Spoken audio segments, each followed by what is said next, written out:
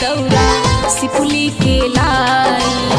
माई भारती के सेवा में समर्पित बतनामा ऑनलाइन भेजब हम पूजा के सामानामा।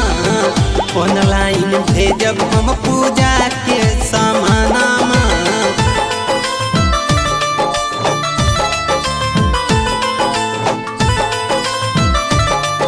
बोला बोला सूर्यदेव महाराज की।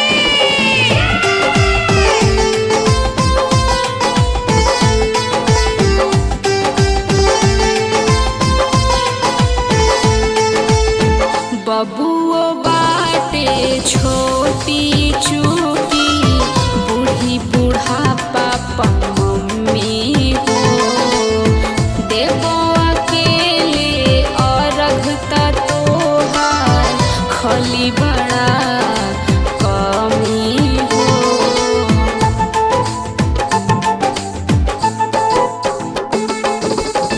बबुओ बाटे छोटी चूटी बूढ़ी बूढ़ापा मम्मी हो।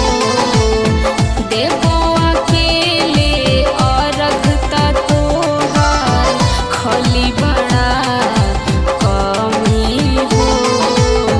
वीडियो कॉल से जुड़ल रही हिम्मत से काम लाना जोनी कर माना। ऑनलाइन भेजब हम पूजा के सामानामा। ऑनलाइन भेजब हम पूजा के सामानामा।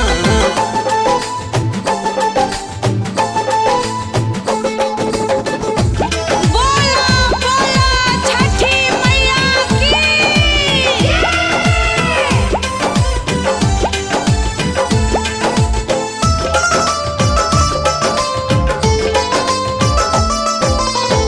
ना दशहरा न छठ में शामिल हो खिला एक बारी हो। निरंजन धीरज अभागिन बाड़ी तो हर नारी हो।